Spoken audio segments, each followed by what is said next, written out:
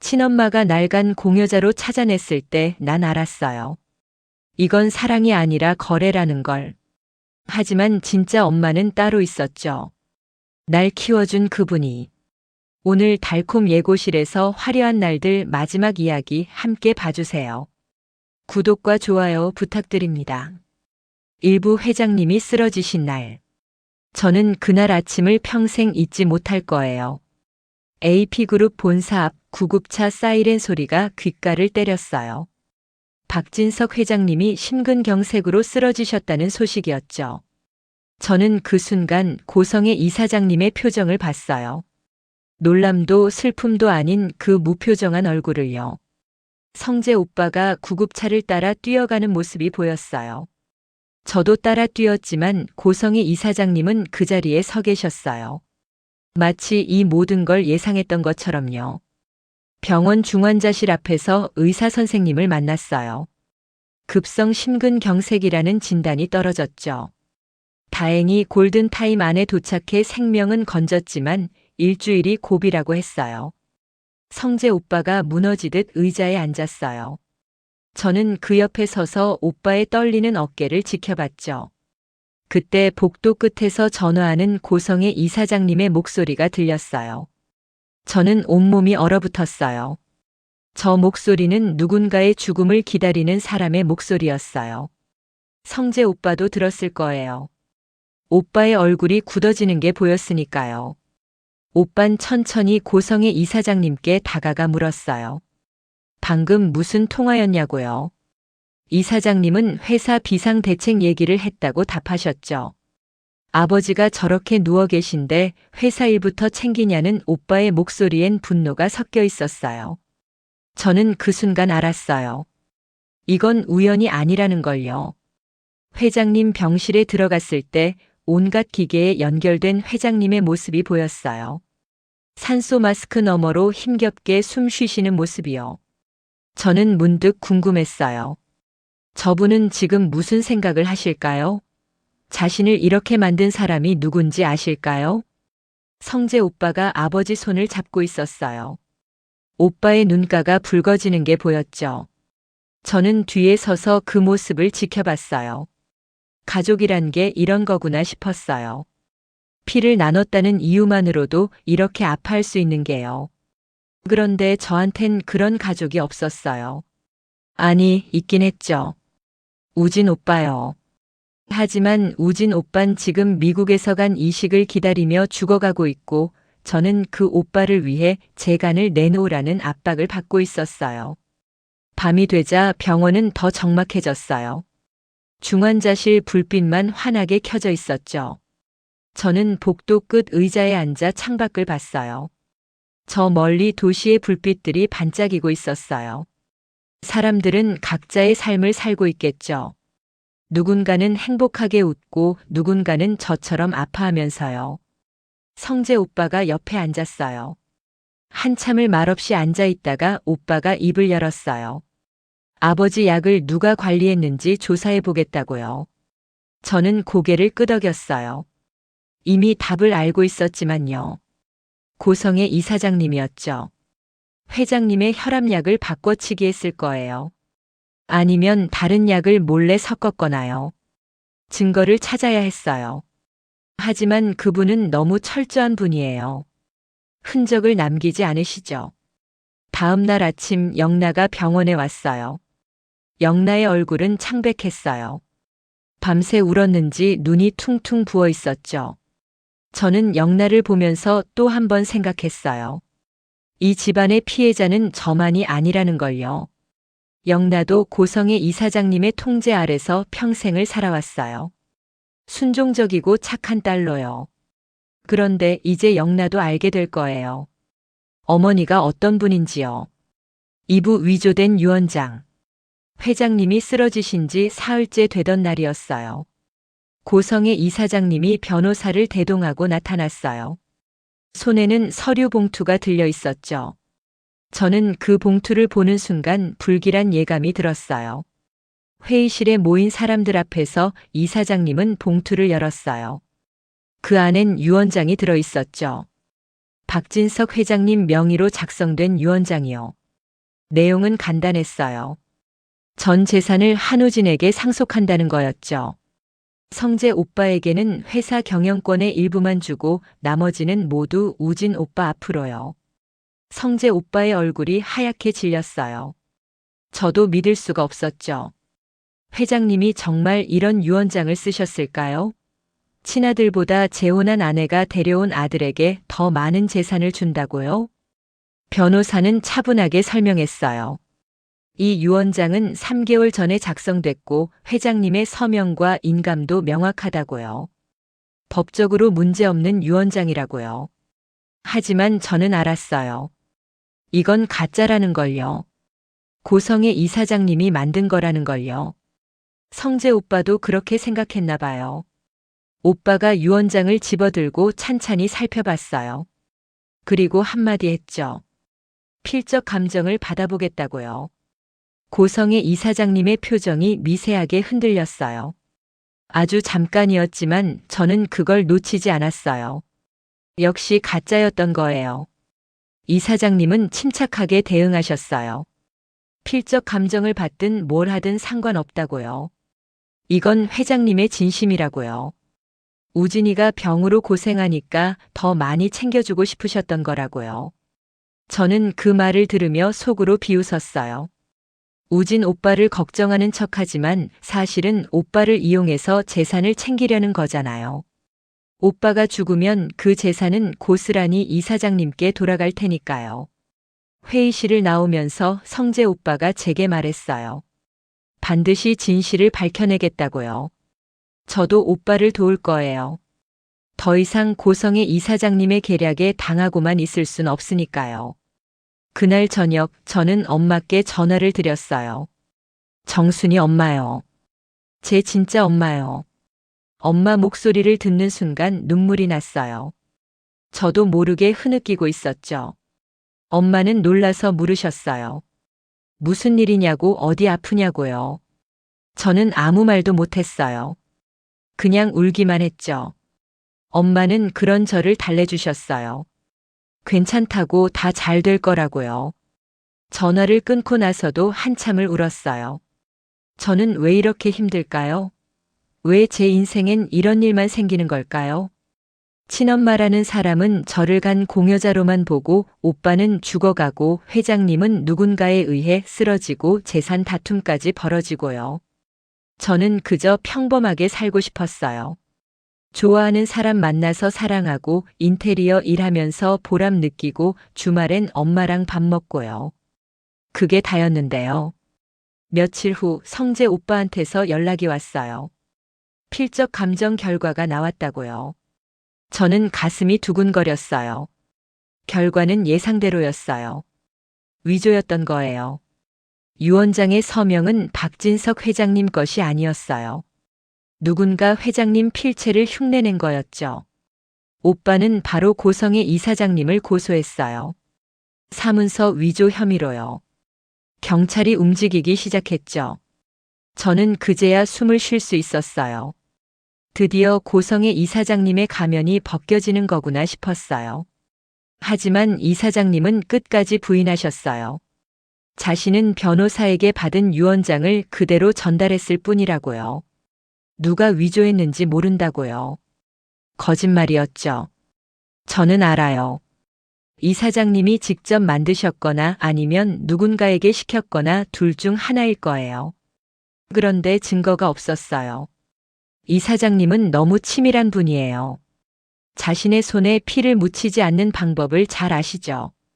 3부 우진 오빠의 전화. 그날 밤 우진 오빠한테서 전화가 왔어요. 오빠 목소리는 평소보다 더 약해져 있었어요. 숨소리도 거칠었죠.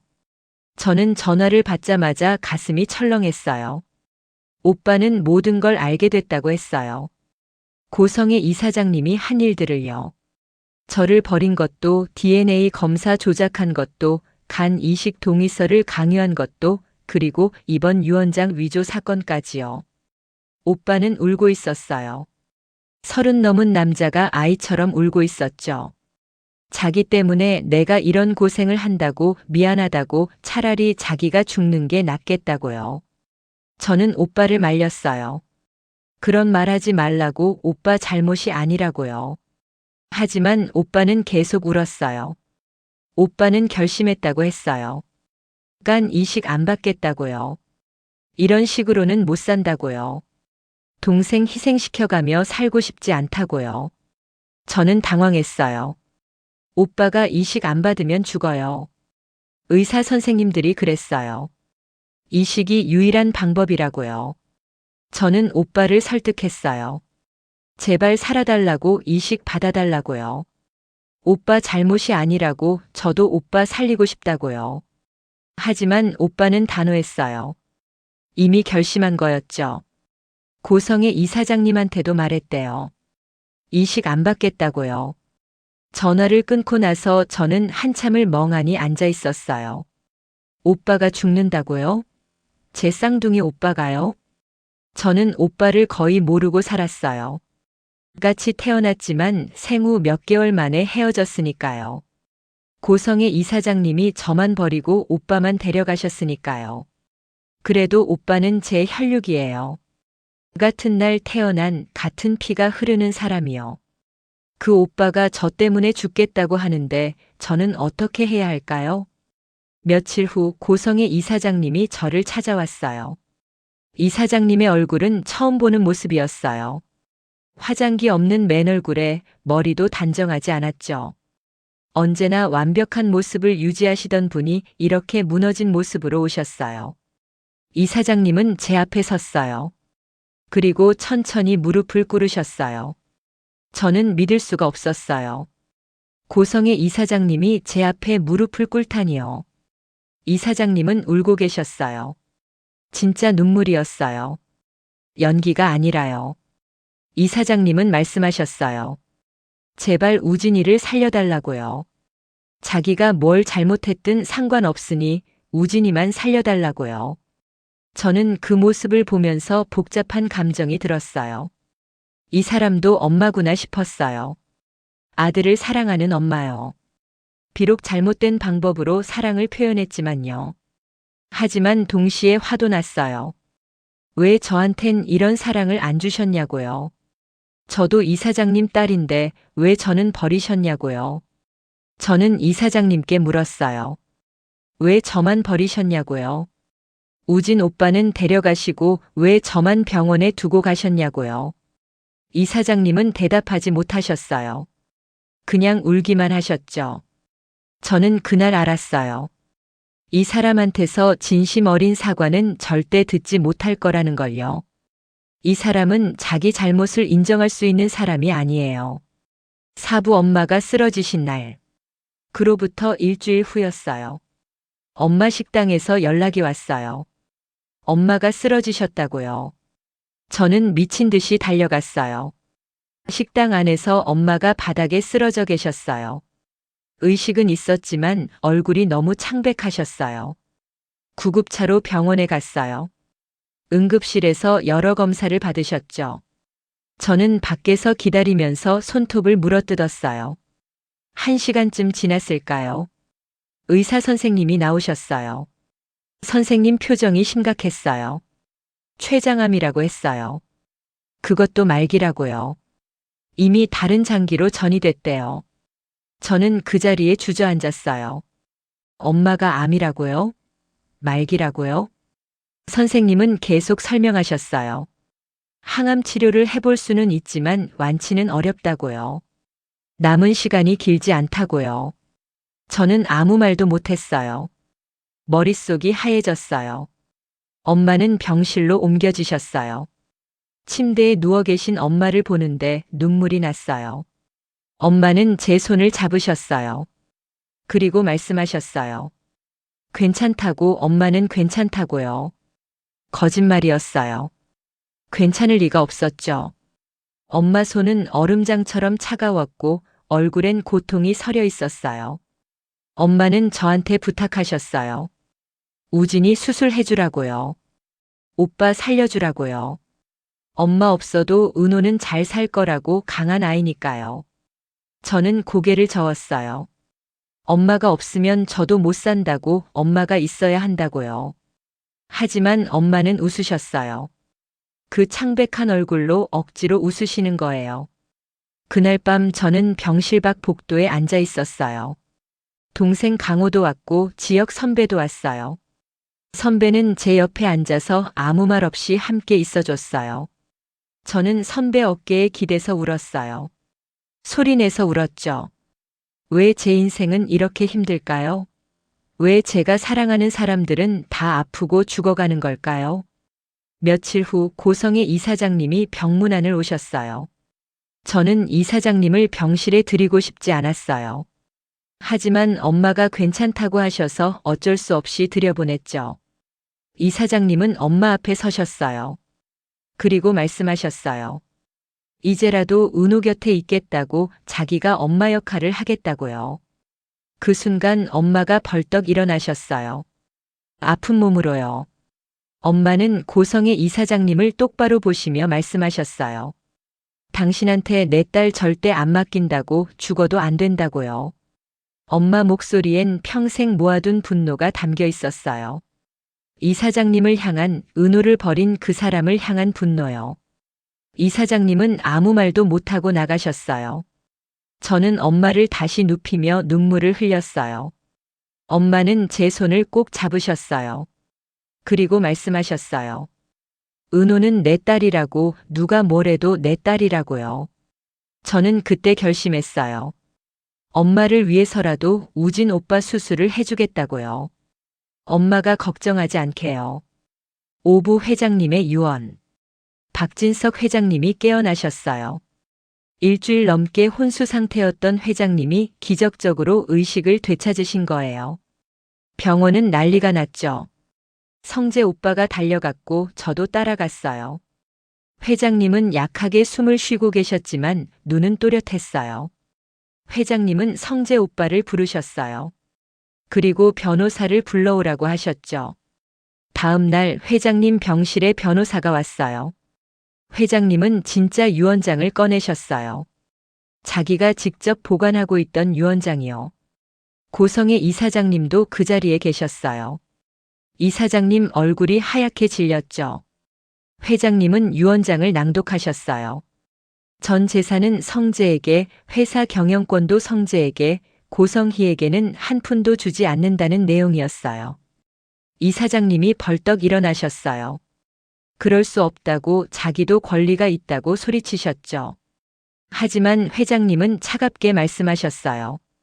당신이 한 일을 다 안다고, 유언장 위조한 것도, 자기를 죽이려고 한 것도 다 안다고요. 이사장님은 부인하셨어요. 자기는 그런 적 없다고요. 하지만 회장님 눈빛은 확신에 차 있었어요. 회장님은 이혼하겠다고 선언하셨어요. 당장 서류 준비하라고요. 이사장님은 그제야 무너지셨어요. 바닥에 주저앉아 울기 시작하셨죠. 하지만 회장님은 쳐다보지도 않으셨어요. 저는 그 장면을 보면서 씁쓸했어요. 권력과 돈을 위해 살아온 사람의 최후가 이렇게 비참한 거구나 싶었어요. 회장님은 저도 부르셨어요. 제 손을 잡으시며 말씀하셨어요. 은호 씨 잘못이 아니라고, 우진이한테 간 이식해주든 말든 은호 씨가 결정하라고요. 회장님 목소리엔 진심이 담겨 있었어요. 저는 고개를 숙이며 눈물을 흘렸어요. 그날 이후 고성의 이사장님은 집에서 쫓겨나셨어요.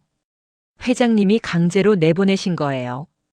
이사장님은 짐도 제대로 못 챙기고 나가셨어요. 평생 모은 권력과 재산을 한순간에 잃으신 거죠. 영란은 아버지 곁에 남았어요. 엄마를 따라가지 않았죠. 영라도 이제 알았을 거예요. 엄마가 어떤 사람인지요. 육부 나의 결정. 저는 고민했어요. 정말 오래 고민했어요. 우진 오빠한테 간 이식을 해줄 것인가 말 것인가요? 오빠를 살리면 제가 위험해질 수도 있어요. 간 이식 수술은 공여자한테도 부담이 크니까요. 회복하는 데 시간도 오래 걸리고요.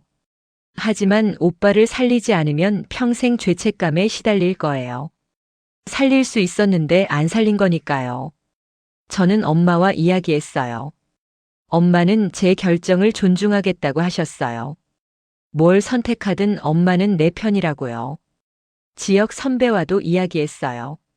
선배는 제가 후회하지 않을 선택을 하라고 했어요. 다른 사람 때문이 아니라 저 자신을 위한 선택을요. 저는 며칠 밤을 새우며 생각했어요. 그리고 결론을 냈어요. 저는 우진 오빠를 살리기로 했어요. 하지만 조건이 있었죠. 저는 고성의 이사장님을 불렀어요. 이사장님은 초라한 모습으로 나타나셨어요. 화장도 안 하시고 옷도 평범한 걸 입으셨죠. 저는 이사장님께 3가지를 요구했어요. 첫째, 정순이 어머니께 무릎 꿇고 사죄할 것. 둘째, 제 앞에서 다시는 엄마라는 호칭 쓰지 말 것. 셋째, 우진 오빠한테 엄마 자격 없다고 직접 고백할 것. 이사장님은 한참을 말이 없으셨어요.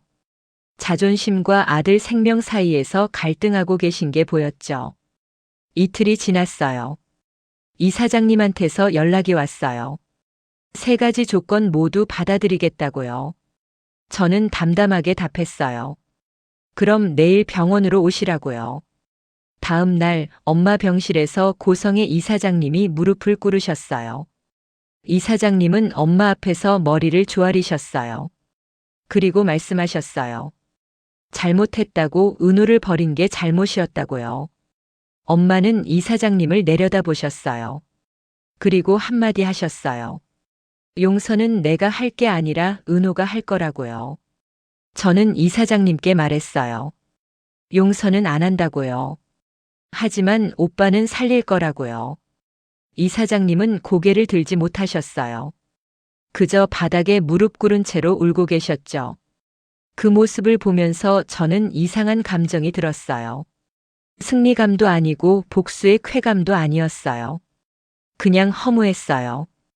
이게 끝인가 싶었어요.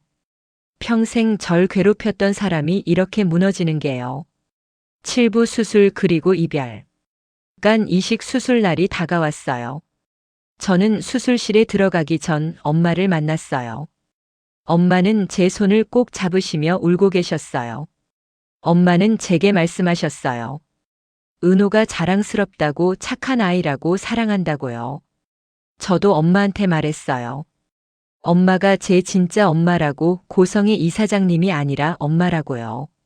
수술은 8시간 걸렸어요. 저는 그 시간 동안 꿈을 꿨어요. 어린 시절 엄마와 함께했던 날들이요.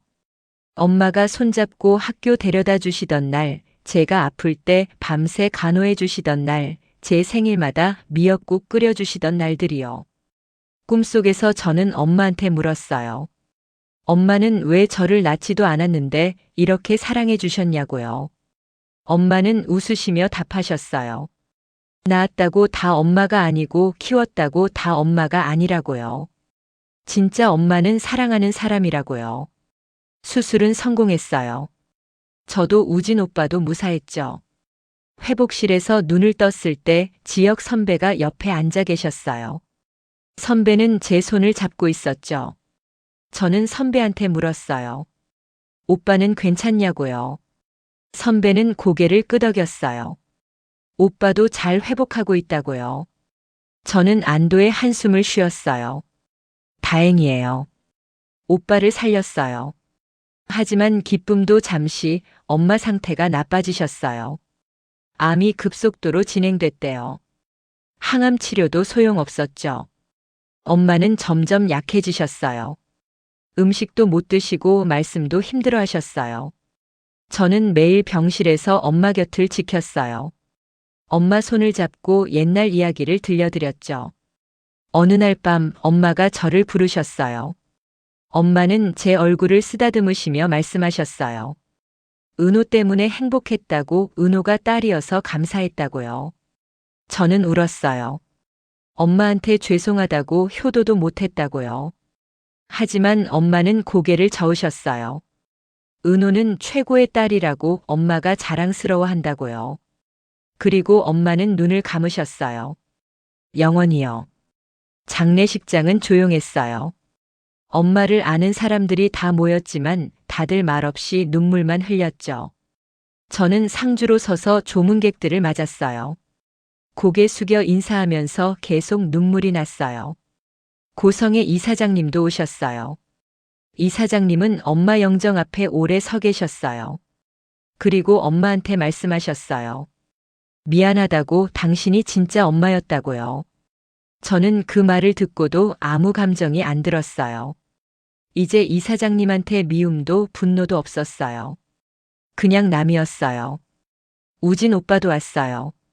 아직 완전히 회복되지 않았는데 억지로 일어나서요. 오빠는 엄마 영정 앞에 무릎 꿇고 절했어요. 그리고 제 옆에 서서 함께 울었죠. 오빠는 제게 말했어요. 이제 고성애 씨는 엄마가 아니라고, 엄마 그만두겠다고 선언했다고요. 저는 오빠 손을 꼭 잡았어요. 우리는 이제 서로밖에 없었어요. 장례식이 끝나고 저는 엄마 영정 앞에 혼자 앉아 있었어요. 그리고 말했어요. 엄마, 저 잘 살게요. 행복하게 살게요. 엄마가 걱정 안 하셔도 되게요. 8부 그 후 1년. 1년이 흘렀어요. 많은 게 바뀌었어요. 저도 제 주변 사람들도요. 우진 오빠는 완전히 회복했어요. 지금은 미국에서 돌아와 한국에서 일하고 계세요. 오빠는 저를 자주 찾아와요. 밥도 같이 먹고 영화도 보고 그냥 남매처럼 지내요. 오빠는 고성애 씨와 완전히 연을 끊었어요. 법적으로도 관계를 정리했죠. 이제 고성애 씨는 오빠한테 남이에요. 박영란은 이지환 씨와 사귀고 있어요. 처음엔 고용주와 직원 관계였지만 이젠 서로 사랑하는 사이가 됐죠. 영란은 예전보다 훨씬 밝아졌어요. 고성애 씨의 그림자에서 벗어났거든요. 박성재 오빠와 이수빈 씨는 약혼했어요. 두 사람은 정말 잘 어울려요. 수빈 씨의 밝은 성격이 성재 오빠한테 딱이에요. 그리고 저는요. 저는 지역 선배와 결혼했어요. 결혼식은 소박했어요. 가까운 사람들만 모였죠. 하지만 따뜻했어요. 제가 웨딩드레스를 입고 버질로드를 걸을 때 엄마 생각이 났어요. 엄마가 여기 계셨다면 얼마나 좋아하셨을까요? 저는 부케를 엄마 사진 앞에 놓았어요. 그리고 속으로 말했어요. 엄마, 저 행복해요. 결혼식에 고성애 씨는 오지 않았어요. 초대도 안 했지만요. 고성애 씨는 지금 작은 가게를 운영하고 계신데요. 혼자 살면서 조용히 지내신대요. 한번 우연히 길에서 마주쳤어요. 고성애 씨는 많이 늙으셨더라고요. 예전의 화려함은 다 사라지고 그냥 평범한 할머니 같았어요. 우리는 서로 눈인사만 하고 지나쳤어요. 할 말이 없었거든요. 신혼여행은 제주도로 갔어요. 바다를 보면서 지역 선배와 손을 잡고 걸었어요. 선배가 물었어요. 행복하냐고요. 저는 고개를 끄덕였어요. 행복하다고요. 정말이에요. 저는 지금 행복해요. 물론 가끔 슬플 때도 있어요. 엄마 생각이 날 때요. 엄마가 보고 싶을 때요. 하지만 엄마는 제 마음속에 살아계세요. 엄마가 해주신 말씀들, 엄마와 함께한 추억들이 저를 지탱해줘요. 그리고 저는 알아요. 엄마가 어디선가 저를 지켜보고 계실 거라는 걸요. 어느 날 저는 엄마 산소를 찾았어요. 혼자 조용히요. 산소 앞에 앉아서 엄마한테 말했어요. 엄마, 저 잘 살고 있어요. 좋은 사람 만나서 결혼했어요. 일도 잘 되고 있고요. 오빠도 건강해졌어요. 영나도 행복해 보여요. 모두 잘 지내고 있어요. 그러니까 엄마도 편히 쉬세요. 저는 엄마 딸이어서 정말 행복했어요. 고맙습니다, 엄마. 사랑합니다. 바람이 불었어요. 마치 엄마가 대답하시는 것 같았죠. 저는 일어나서 산소에 절을 했어요. 그리고 돌아섰어요. 새로운 삶을 향해서요. 산을 내려오는 길 하늘이 참 맑았어요. 구름 한 점 없는 파란 하늘이요. 저는 그 하늘을 보면서 생각했어요. 엄마도 지금 이 하늘을 보고 계실까요? 집으로 돌아오는 길에 시장을 들렀어요. 엄마가 좋아하시던 국화꽃을 샀죠. 하얀 국화요. 꽃을 들고 집에 들어서니 지역 선배가 저녁을 준비하고 있었어요. 선배는 제 표정을 보더니 아무 말 없이 안아줬어요. 저는 선배 품에서 한참을 있었어요.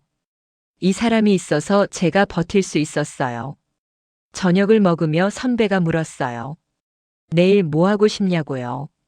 저는 웃으며 답했어요. 아무것도 안 하고 싶다고, 그냥 선배랑 집에서 쉬고 싶다고요. 선배도 웃었어요. 그러자고요. 밤이 되어 침대에 누웠어요. 창밖으로 달이 보였어요. 둥근 보름달이요. 저는 달을 보면서 엄마한테 말했어요. 마음속으로요. 엄마, 저 정말 괜찮아요. 걱정하지 마세요. 그리고 눈을 감았어요. 내일도 살아야 하니까요. 엄마가 원하신 대로 행복하게요. 화려한 날들의 마지막 이야기 어떠셨나요?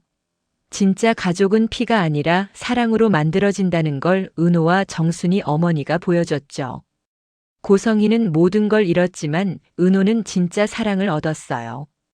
여러분에게도 정순이 어머니 같은 분이 계신가요? 댓글로 나눠주세요.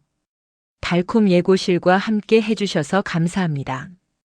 구독과 좋아요, 알림 설정 부탁드려요. 다음에도 좋은 이야기로 찾아올게요.